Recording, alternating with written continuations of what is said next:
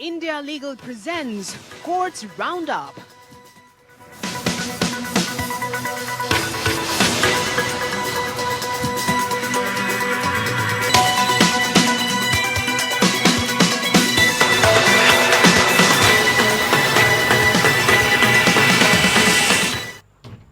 नमस्कार, आपके साथ मैं हूं प्रीति श्रीवास्तव। कोर्ट्स राउंडअप में आपका स्वागत है। इस बुलेटिन में अगले आधे घंटे हम आपको कोर्ट से जुड़ी तमाम छोटी बड़ी खबरों से रूबरू करवाएंगे। कोर्ट की कार्यवाही और सुप्रीम कोर्ट से लेकर हाई कोर्ट और लोअर कोर्ट्स तक के फैसलों को आपके सामने रखेंगे। तो आइए शुरू करते हैं आज का कोर्ट्स राउंडअप।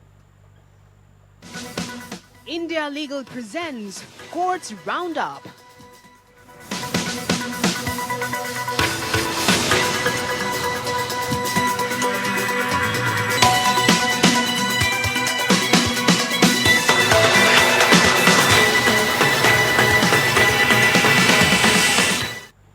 सुप्रीम कोर्ट ने महिला के अपहरण के आरोपों से जुड़े मामले में भवानी रेवना को दी गई अग्रिम जमानत को चुनौती देने वाली कर्नाटक राज्य की याचिका जो है वो खारिज की है। भवानी रेवना जनता दल के नेता प्रज्वल रेवना की मां है, जिन पर कई महिलाओं के साथ यौन अपराध करने का आरोप है। जस्टिस सूर्यकांत और जस्टिस उज्जवल भूया की पीठ ने कहा कि आरोपी भवना रेवना 55 से 56 साल की महिला है। आरोप उसके बेटे द्वारा किए गए अपहरण के लिए उकसाने से संबंधित है। इसमें आगे कहा गया कि मुख्य आरोपी को गिरफ्तार कर लिया गया है और हिरासत में पूछताछ की जा रही है। ये देखते हुए कि मामले में आरोप पत्र भी दायर किया गया, पीठ ने निष्कर्ष निकाला है कि अग्रिम जमानत देने के आदेश में हस्तक्षेप उचित नहीं था।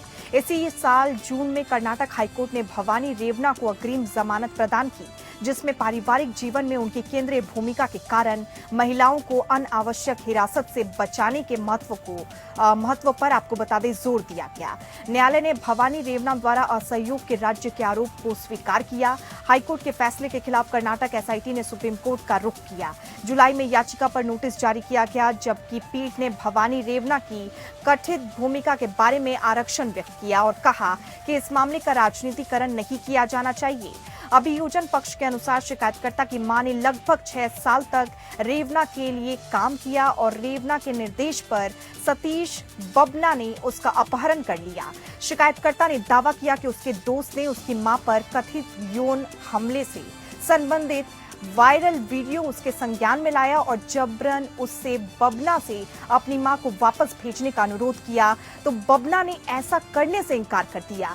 पुलिस ने मामले के सिलसिले में एचडी रेवना के पिता को भी गिरफ्तार किया है, लेकिन बाद में उन्हें जमानत पर रिहा कर दिया गया। अभियोजन पक्ष ने इस आदेश को चुनौती दी है और इसे रद्द करने की मांग जो है वो की गई है।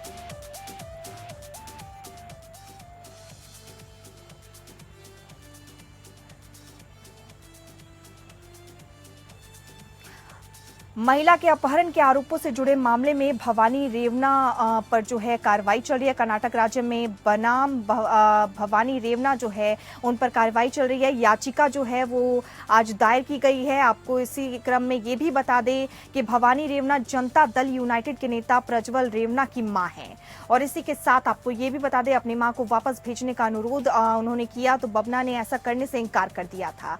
प्रज्वल पर कार्रवाई महिलाओं के साथ यौन अपराध करने का आरोप है और इस मामले में जो है उन्होंने याचिका भी दी थी। जमानत पर रिहा कर दिया गया था उन्हें पहले और अभियोजन पक्ष ने इस आदेश को चुनौती दी है। इसे रद्द करने की जो है अब मांग की गई है। आरोपी बेटे पर जो है वो आरोप लगा था और उसी क्रम में अब उन्हें जो है गिरफ्तार किया गया है। याचिका जो है वो दी गई है।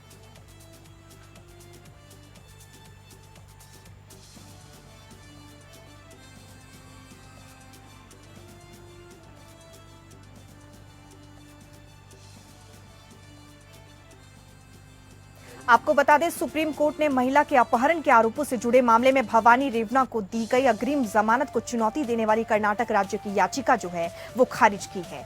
भवानी रेवना जनता दल यूनाइटेड के नेता प्रज्वल रेवना की मां है, जिन पर कई महिलाओं के साथ यौन अपराध करने का आरोप है। जस्टिस सूर्यकांत और जस्टिस उज्जवल भूया की पीठ ने कहा कि आरोपी भवानी रेवना 55 से 56 साल की महिला है।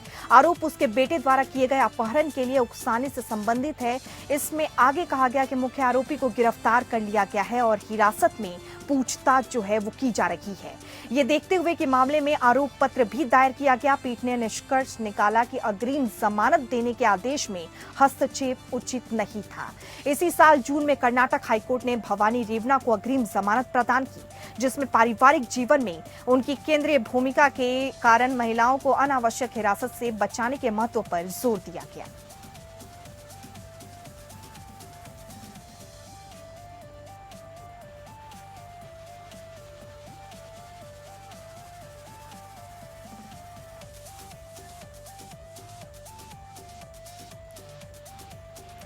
और आइए अब लीगल रिसर्च नित्या से जाने कि कोर्ट में आखिर क्या हुआ। नित्या बताएगी केस में क्या हुआ और दोनों पक्षों ने क्या कुछ कहा, कोर्ट का क्या फैसला था। नित्या। Supreme Court today, in the case of Bhavani Ravana versus State of Karnataka, dismissed the state's plea challenging grant of anticipatory bail to Bhavani. She was accused of abetment of kidnapping which was committed by her son. The court ordered for grant of anticipatory bail to the petitioner, ruling that there is no direct implication of the petitioner in the FIR, and her involvement is largely based on circumstantial connection with the accused. The allegations under Section 364A of Indian Penal Code 1860, which deals with kidnapping for ransom, were not substantiated in the current stage of investigation. While citing bail is a rule and jail is an exception, the court emphasized preferential treatment of women in bail matters as per Section 437 of Criminal Procedure Code 1973. Okay Nitya, thank you so much for connecting with us. और इसी के साथ खबरों में आगे बढ़ेंगे। Supreme Court ने Punjab Haryana high court के उस आदेश पर रोक लगाई जिसमें डेरा सच्चा सौदा प्रमुख गुरमीत राम रहीम के खिलाफ 2015 में पवित्र ग्रंथ श्री गुरु ग्रंथ साहिब की बेअदबी से जुड़े मामले में ट्रायल पर रोक लगाई गई थी। जस्टिस BR गवई और जस्टिस KV विश्वनाथन की पीठ ने पंजाब और हरियाणा हाईकोर्ट द्वारा राम रहीम के ट्रायल पर लगाई गई रोक को चुनौती देने वाली पंजाब सरकार की याचिका पर यह आदेश जो है वो पारित किया। 2021 में राम रहीम ने पंजाब में जून से अक्टूबर 2015 के बीच श्री गुरु ग्रंथ साहिब की बेअदबी की 3 अलग-अलग घटनाओं की निष्पक्ष जांच की मांग करते हुए हाईकोर्ट का रुख किया था, जिसके लिए पंजाब सरकार द्वारा गठित SIT ने उन्हें आरोपी बनाया था। डेरा प्रमुख ने पंजाब सरकार की 6 सितंबर 2018 की अधिसूचना को चुनौती दी, जिसके तहत उसने जांच को CBI को सौंपने की अपनी सहमति वापस ले ली थी। याचिका में CBI को बेअदबी के मामले में जांच जारी रखने के निर्देश देने की भी मांग की गई। मार्च 2024 में याचिका को एक बड़ी बेंच को संदर्भित करते हुए ये निर्धारित करने के लिए क्या राज्य सरकार द्वारा CBI जांच के लिए की गई सहमति को बाद में वापस लिया जा सकता है। राम रहीम के मामले में आगे की कार्रवाई पर रोक लगा दी। इस आदेश के खिलाफ पंजाब राज्य ने सुप्रीम कोर्ट का दरवाजा खटखटाया। सुनवाई के दौरान पंजाब ने एडवोकेट जनरल गुरमिंदर सिंह ने प्रस्तुत किया कि 6 सितंबर की अधिसूचना को कानून की नजर में सही माना गया।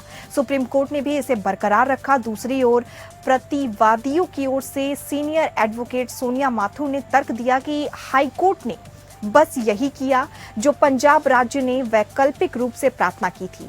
उन्होंने बताया कि यह मुद्दा 2 मामलों से संबंधित है।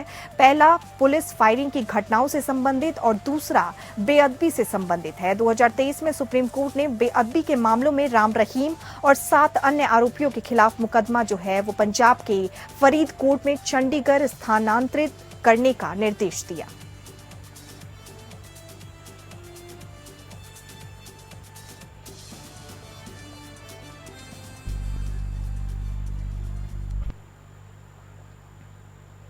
सुप्रीम कोर्ट ने पिता द्वारा दायर बंदी प्रत्याक्षीकरण याचिका बंद की, जिसमें आरोप लगाया गया कि उनकी 2 बेटियों को कोयम्बटूर में सदगुरु के ईसा योग केंद्र में अवैध रूप से बंधक बनाकर रखा गया है, क्योंकि दोनों महिलाओं जिनकी आयु 42 और 39 है, ये स्पष्ट रूप से कहा था कि वो अपनी मर्जी से आश्रम में रह रही है। आपको बता दें, मामले को बंद करते हुए सुप्रीम कोर्ट ने बंदी प्रत्याक्षीकरण याचिका में ईसा योग केंद्र के खिलाफ अन्य आरोपों पर पुलिस जांच के लिए मद्रास हाईकोर्ट द्वारा दिए गए निर्देशों पर आपत्ति जताई। Chief justice DY Chandrachud, justice JB Pardiwala और जस्टिस मनोज मिश्रा की पीठ ने आदेश में कहा कि वो दोनों व्यवस्यक हैं और बंदी प्रत्यक्षीकरण का उद्देश्य पूरा हो गया है, इसलिए हाईकोर्ट से आगे कोई निर्देश देने की आवश्यकता नहीं है। पिछली तारीख पर सुप्रीम कोर्ट ने मद्रास हाईकोर्ट से बंदी प्रत्यक्षीकरण याचिका को अपने पास स्थानांतरित कर लिया था। पीठ सदगुरु की संस्था ईशा फाउंडेशन की चुनौती पर सुनवाई कर रही थी, जिसने मद्रास हाईकोर्ट के उस आदेश को चुनौती दी थी जिसमें पुलिस को आश्रम के अंदर जांच करने का निर्देश दिया गया था। हाईकोर्ट ने यह आदेश एक पिता द्वारा दायर बंदी प्रत्यक्षीकरण याचिका में पारित किया, जिसमें आरोप लगाया गया कि उसकी 2 बेटियों को ईशा योगा सेंटर में अवैध रूप से बंधक बनाकर रखा गया। ईशा फाउंडेशन के लिए सीनियर एडवोकेट मुकुल रोहतगी ने प्रस्तुत किया कि तमिलनाडु पुलिस द्वारा दायर स्टेट रिपोर्ट्स के अनुसार भी 2 महिला साधिविया स्वेच्छा से वहां रह रही थी और सॉलिसिटर जनरल तुषार महतो ने भी रोहतगी का समर्थन करते हुए कहा कि एफआईआर में जो दर्शाया गया वो कुछ और है। इसके बाद पीठ ने आदेश में दर्ज किया, हम स्पष्ट करते हैं कि यहां निपटाया गया एकमात्र पहलू बंदी प्रत्यक्षीकरण याचिका से संबंधित है और मामले का वो पहलू बंद रहेगा।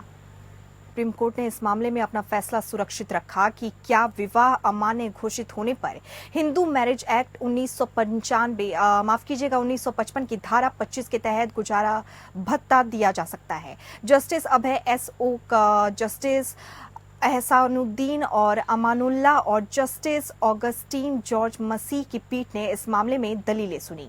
सुनवाई के दौरान पीठ ने भाऊ साहिब बनाम लीलाबाई पत्नी भाऊ साहिब मगर मामले में बॉम्बे हाईकोर्ट के फैसले की आलोचना की, जिसमें अमान्य विवाह के संदर्भ में अवैध पत्नी शब्द का इस्तेमाल किया गया था। जस्टिस ओक ने इस शब्दावली की आलोचना करते हुए कहा कि ये संविधान के अनुच्छेद 21 के तहत गरिमा के अधिकार के खिलाफ है। क्या हम पत्नी को अवैध पत्नी कह सकते हैं?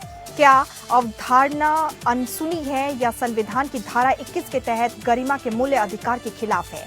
बॉम्बे हाईकोर्ट ने इस हद तक जाकर कहा कि जिस पत्नी की शादी ने उसके विवाह को अमान्य घोषित किया वो नाजायज पत्नी है। ये बात पहचानना बहुत मुश्किल है, ऐसी टिप्पणियों को उचित नहीं ठहराया जा सकता। कोर्ट का कहना है कि अगर हम भरण पोषण देते हैं तो इससे द्विविवाही को बढ़ावा मिलेगा और अब पैराग्राफ जो है वो 24 और भी आपत्तिजनक है।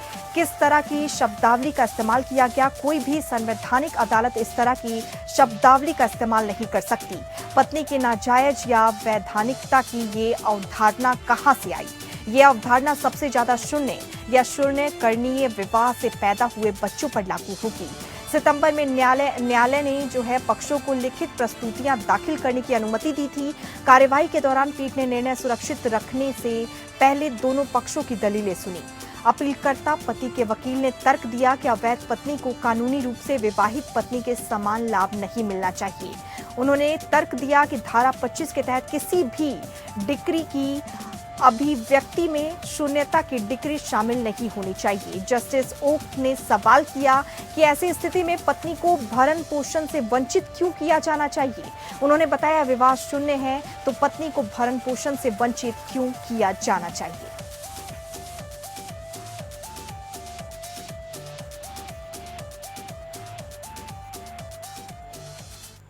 दिल्ली के राउज एवेन्यू कोर्ट में मनी लॉन्ड्रिंग मामले में दिल्ली के पूर्व मंत्री सत्येंद्र जैन की जमानत याचिका मंजूर कर ली गई है। आपको बता दें, इस मामले में उन्हें मई 2022 में गिरफ्तार किया गया था। मनी लॉन्ड्रिंग से जुड़े मामले में दिल्ली की राउज एवेन्यू कोर्ट ने उन्हें राहत देते हुए कहा कि अभी ट्रायल खत्म होने आसार नजर नहीं आते। 50,000 रुपए के निजी मुचकले पर उन्हें बोल दी गई है। कोर्ट ने उन्हें सशर्त जमानत दी है, वो देश से बाहर नहीं जा सकेंगे। कोर्ट ने कहा कि सत्येंद्र जैन ने करीब 18 महीने तक जेल में जो है बंद रहकर सजा काटी है। हालांकि ईडी ने सत्येंद्र जैन की जमानत पर विरोध किया है, लेकिन कोर्ट ने कहा कि वो जेल में लंबी सजा काट चुके हैं। जमानत देते हुए हाईकोर्ट ने सत्येंद्र जैन की लंबी हिरासत का हवाला दिया और मनीष सिसोदिया के मामले में सर्वोच्च न्यायालय के फैसले का भी संदर्भ दिया, जिसमें मौलिक अधिकार के रूप में तुरंत सुनवाई के अधिकार पर जोर दिया गया था।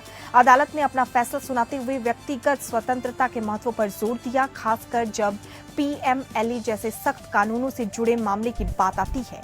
कोर्ट अदालत का आदेश मनीष सिसोदिया केस में सुप्रीम कोर्ट के फैसले पर काफी हद तक निर्भर था, जिसने तुरंत सुनवाई के अधिकार के संबंध में एक मिसाल कायम की। सत्येंद्र जैन को ईडी यानी आपको बता दें, ईडी ने 30 मई 2022 को उनसे कथित तौर पर जुड़ी 4 कंपनियों के जरिए मनी लॉन्ड्रिंग के आरोप में गिरफ्तार किया था। वो फिलहाल न्यायिक हिरासत में थी। इससे पहले विशेष न्यायाधीश राकेश रसियाल ने आरोपियों और ईडी की ओर से आवेदन पर दलीलें सुनने के बाद आदेश सुरक्षित कर लिया था। सत्येंद्र जैन के वकील ने अदालत से कहा था कि उन्हें आगे हिरासत में रखने से कोई उद्देश्य पूरा नहीं होगा। ईडी ने आवेदन का विरोध करते हुए कहा था कि यदि जैन को रिहा किया गया तो वो गवाहों को प्रभावित कर सकते हैं। ईडी का मामला 2017 में केंद्रीय अन्वेषण ब्यूरो यानी CBI द्वारा भ्रष्टाचार निवारण अधिनियम के तहत जैन के खिलाफ दर्ज की गई प्राथमिकी से सामने आया।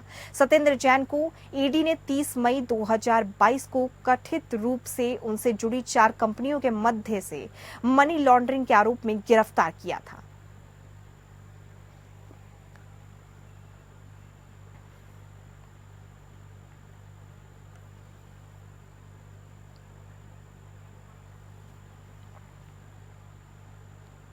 सुप्रीम कोर्ट ने आज झारखंड राज्य पर एक आपको बता दें तुच्छ विशेष अनुमति याचिका दायर करने के लिए 1 लाख का अनुकरणीय जुर्माना लगाया। राज्य को लागत वसूलने के लिए गलत सलाह, SLP दाखिल करने की सलाह देने के लिए जिम्मेदार अधिकारी के खिलाफ जांच शुरू करने की स्वतंत्रता दी। जस्टिस BR गवई और जस्टिस KV विश्वनाथन की खंडपीठ ने कहा कि उसने पिछले 6 महीनों में राज्य सरकारों द्वारा निरर्थक SLP दायर करने के खिलाफ बार-बार जोर दिया, लेकिन ये मुद्दा जस का तस बना हुआ है। जस्टिस गवई ने कहा कि चेतावनी के बावजूद विभिन्न राज्य सरकारों के वकील इस तरह की तुच्छ SLP दायर करते हैं। हमें राज्य सरकारों के रवैये में कोई सुधार नहीं दिख रहा। हम 1 लाख की लागत के साथ वर्तमान SLP को खारिज करते हैं। उन्होंने कहा राज्य सरकार इस बात की जांच करने के लिए स्वतंत्र है कि इस तरह की गलत SLP को सलाह देने के लिए कौन सा अधिकारी जिम्मेदार है। कथित तौर पर इस मामले में याचिकाकर्ता और लातेहार प्राथमिक स्वास्थ्य केंद्र में सेवा की और गढ़वा में आपको बता दें टूरिंग पशु चिकित्सा अधिकारी के कार्यालय में शामिल होने के लिए स्थानांतरित कर दिया गया है। और हालांकि आपको बता दें अपने कार्यालय से कार्यमुक्त नहीं किया गया था, इसलिए वो शामिल नहीं हो पाए, जिसके कारण उन्हें निलंबित कर दिया गया। बाद में सेवा से बर्खास्त कर दिया गया। उन्होंने बर्खास्तगी के खिलाफ उपाय की मांग करते हुए हाईकोर्ट का दरवाजा खटखटाया। ये तर्क दिया गया था कि बर्खास्तगी का आदेश कानून में मान्य नहीं था, क्योंकि उनकी बर्खास्तगी के लिए कोई कारण जो है वो नहीं बताया गया था। हालांकि राज्य ने ये कहते हुए खंडन किया कि याचिकाकर्ता को उसके खिलाफ लगाए गए 14 आरोपों में से 12 में से दोषी पाया गया था।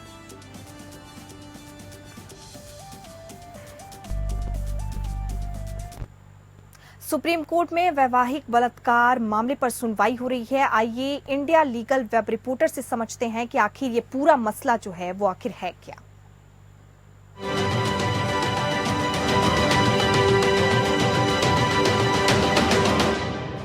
क्या मैरिटल रेप और रेप सेम होते हैं? रेप का डेफिनेशन है नॉन कंसेंशुअल इंटरकोर्स, जो आईपीसी के सेक्शन 375 में बताया गया है, जबकि मैरिटल रेप में पति या पत्नी की सहमति के बिना उसके साथ सेक्सुअल इंटरकोर्स शामिल है। पर इंडिया में मैरिटल रेप को क्राइम नहीं माना गया है। एक्सेप्शन 2 ऑफ सेक्शन 375 आईपीसी कहता है अगर वाइफ की उम्र 15 साल से ऊपर है तो उसके हस्बैंड के साथ नॉन कंसेंशुअल सेक्स रेप नहीं है। ऐसे ही section 63 of BNS exempts men from being charged of rape अगर उनकी wife is above 18 years of age। Supreme Court ने थर्सडे को क्रिमिनलाइजेशन ऑफ मैरिटल रेप के पिटिशन सुने, जहां senior advocate Karuna Nandi from petitioner side argued कि रेप ऑलरेडी एक offence है and husbands are excluded from prosecution under marital rape exception. Petitions ने challenge किया exception 2 of section 63 of BNS की wife का राइट है to refuse for consent to sex even during subsistence of marriage. 3 जज bench led by chief justice of India DY Chandrachud ने consider किया centre के argument को टू क्रिमिनलाइज मैरिटल रेप, जो marriages को डिसरप्ट और कॉन्जुगल रिलेशनशिप्स को अफेक्ट कर सकता है। कोर्ट इन कंसर्न्स को इंडिविजुअल राइट्स के साथ बैलेंस करेगा as we go on with the hearing. Please share your thoughts on this in the comments below.